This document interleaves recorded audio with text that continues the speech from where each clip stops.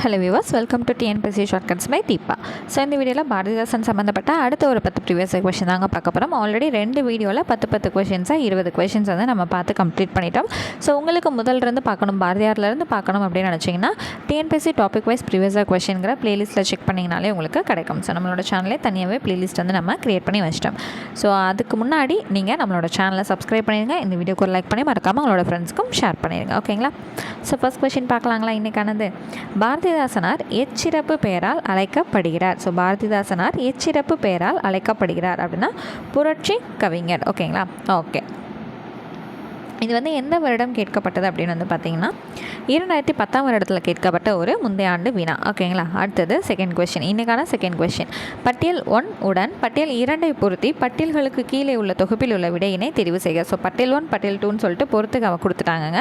அது ரெண்டையும் நம்ம மேட்ச் பண்ண போகிறோம். ஸோ பட்டியல் 1 எது சம்மந்தப்பட்டதுன்னா சிறப்பு அடைமொழி பெயர், பட்டியல் 2 வந்து அதுக்கான பெயர். ஓகேங்க. ஸோ ஃபஸ்ட்டு வந்து தமிழ்நாட்டின் ரசூல் கம்சதேவ்னு சொல்லியிருக்காங்க. அடுத்து தமிழ்நாட்டின் மாபாசான், அடுத்தது தமிழ்நாட்டின் வால்டர் ஸ்காட், அடுத்து தமிழ்நாட்டின் ஜேக் ஆஸ்டின். ஸோ இதெல்லாம் யார் யார் அப்படிங்கிறத நம்ம பொறுத்தப்பறம். சரிங்க, இதுக்கும் பாரதிதாசனுக்கும் என்னங்க சம்மந்தம் கேட்டிங்கன்னா பாரதிதாசன் அப்படிங்கிறவர் இங்கே பிளேஸ் ஆகிட்டார். அப்போ இந்த கொஷின் ஃபுல்லாக நம்ம என்ன பண்ணணும், பார்த்து தான் ஆகணும். ஓகே, இப்போ இதுக்கான ஆன்சர்ஸ் வந்து பார்த்துருவோமா? ஸோ ஃபர்ஸ்ட் ஒன் என்ன கொடுத்துருக்காங்க, தமிழ்நாட்டின் ரசூல் கம்சதேவ் அப்படின்னு கொடுத்துருக்காங்க இல்லைங்களா? இதுக்கான ஆன்சர் வந்து பார்த்திங்கன்னா பாரதிதாசன். ஓகே, அப்போ 3 வந்து ஃபஸ்ட்டு வச்சோமா ஆன்சர் இருக்கான்னு பார்த்தீங்கன்னா இருக்குது. ஸோ இங்கே 3 இருக்கா? அப்போ அப்படியே என்ன பண்ணலாம், இதை ஃபுல்லாக செலக்ட் பண்ணலாம். ஏன்னா 3ங்கிறது இந்த ஏல இந்த ஒரு இடத்துல மட்டும் தான் நமக்கு இருக்குது. அப்போ என்ன பண்ணிடலாம், அப்படியே இந்த 3142 தான் ஆன்சர் அப்படிங்கிறத நம்ம பிக் பண்ணிடலாம்.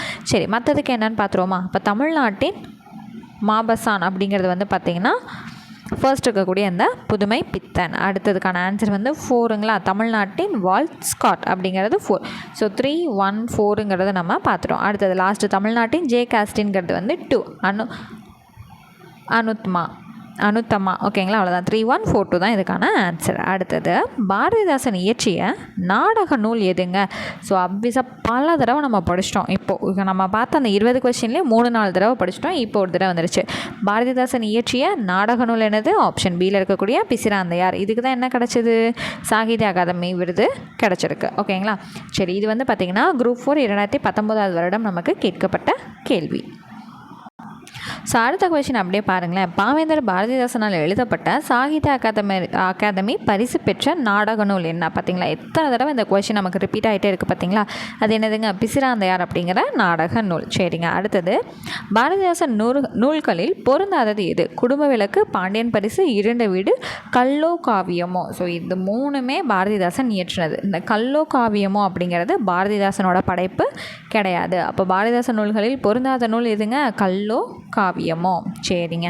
அடுத்தது குறிஞ்சி திட்டு என்னும் நூலை இயற்றியவர் யார்? ஸோ குறிஞ்சி திட்டுங்கிற நூலை இயற்றியவர் பாரதிதாசன். ஸோ பாரதிதாசன் பற்றி தான் படிச்சுட்ருக்கோம். ஓகே தான். அப்போ நம்ம என்ன தெரிஞ்சுக்கணும், பாரதிதாசன் வந்து குறிஞ்சி திட்டுங்கிற நூலை இயற்றியிருக்காரு அப்படிங்கிற ஒரு விஷயத்தை நம்ம தெரிஞ்சுக்கணும். சரிங்களா? அடுத்தது இருட்டறையில் உள்ளதடா உலகம் என தொடங்கும் பாடலை பாடியவர் யார்? ஸோ அப்வியஸாக பாரதிதாசன்கிறது இந்த தலைப்பு மூலமாக நமக்கு இதுக்கான ஆன்சர் தெரியும். அப்போ என்ன பண்ணணும், இருட்டறையில் உள்ளதடா உலகம் அப்படிங்கிற பாடலை பாடினவர் பாரதிதாசன்கிற ஒரு கருத்தை நம்ம இந்த இடத்துல இருந்து நம்ம தெரிஞ்சுக்கிறோம். சரிங்களா? ஸோ அடுத்த கொஷின்ங்க, கண்ணல் பொருள் தரும் தமிழே நீ ஓர் பூக்காடு நானோர் தும்பி என்று தமிழ் காதல் கொண்டு வாழ்ந்தவர் யார்? ஸோ இப்படி வந்து தமிழ் மேலே காதல் கொண்டு வாழ்ந்தவர் வந்து யாருங்க? ஆப்ஷன் டியில் இருக்கக்கூடிய பாரதிதாசன். ஸோ அதே கொஷின் அப்படியே வந்து ரிப்பீட் ஆகிருக்கு. ஆனால் ஆப்ஷன்ஸ் மட்டும் நமக்கு என்ன ஆகிருக்கு, சேஞ்ச் ஆகிருக்கு. சரிங்களா? ஸோ இங்கே வந்து என்ன சொன்னாங்க அப்படின்னு தமிழ் மீது காதல் கொண்டு வாழ்ந்தவர் யாருன்றிருக்கு. இங்கே என்று தமிழின் மீது பாடியவர் யார் அப்படிங்கிற மாதிரி இங்கே வந்து கேட்டிருக்காங்க. சரிங்களா? அவ்வளோதான். ஸோ சில வேர்ட்ஸ் மட்டும் மாற்றிருக்காங்க. பட் அந்த செய்யுள் பகுதியுமே வந்திருக்கக்கூடிய அந்த வார்த்தைகள் வந்து அப்படியே நமக்கு மாறாமல் வந்திருக்கு. சரிங்களா? அப்போ இங்கே பாரதிதாசன் டி வந்திருக்கு.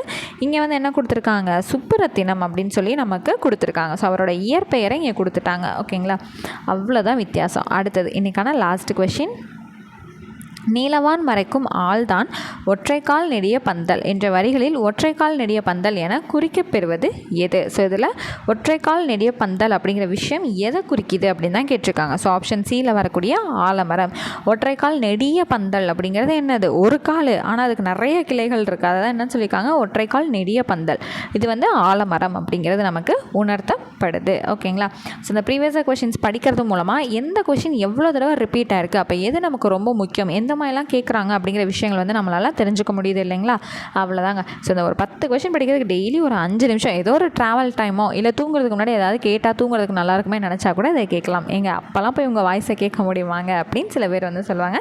பட் இருந்தாலும் உங்களுக்கு டிஎன்பிசிக்கான ஜாப் வந்து தேவை, அது எந்த வகையில் கொண்டு போய் செலுத்தணும், அது எப்படி படிக்கணும், எப்படிலாம் கேட்குறாங்கன்னு நினச்சிங்க, அதாவது தெரிஞ்சுக்கணும்னு நினச்சிங்கன்னா கண்டிப்பாக நீங்கள் இந்த வீடியோஸை ரெகுலராக கேட்கலாம். ஓகேங்களா?